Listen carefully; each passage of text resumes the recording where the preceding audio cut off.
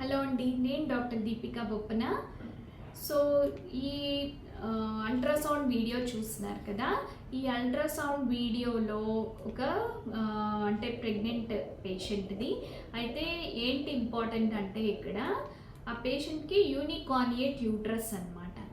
So యూనికార్నియేట్ uterus అంటే మనకి జనరల్గా డెవలప్మెంట్లో యూట్రస్ లెఫ్ట్ సైడ్ నుంచి రైట్ సైడ్ నుంచి రెండుగా వచ్చి అది కలిసిపోయి ఒక కంప్లీట్ ఒక యూట్రస్లా తయారవుతుంది అనమాట, సింగిల్ యూట్రస్ లాగా. అయితే ఇక్కడ పేషెంట్కి ఏంటంటే ఒకవైపే డెవలప్మెంట్ ఉంది పుట్టుకతో, రెండో వైపు లేదు. దాన్నే యూనికార్నియేట్ యూట్రస్ అంటాం. అయితే ఈ యూనికార్నియేట్ యూట్రస్ మీకు కొంచెం వాల్యూమ్ అనేది తక్కువగా ఉంటుంది. సో ఈ పేషెంట్కి ఏంటంటే మిగతా కారణాల వల్ల ఐవీఎఫ్ వెళ్ళాల్సి వచ్చింది, నాట్ ఫర్ యూనికార్నియేట్ యూట్రస్. అయితే మనం ఎంబ్రియో ప్లేస్మెంట్ చేసినప్పుడు మనకి సింగిల్ ఎంబ్రియో ట్రాన్స్ఫరే వీళ్ళకి సజెస్ట్ చేసామన్నమాట.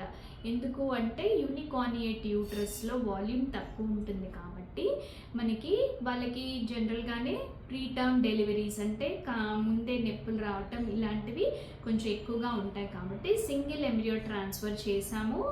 ఫస్ట్ డెలివరీ అయిపోయింది, వాళ్ళకి ఒక బిడ్డ 2 years.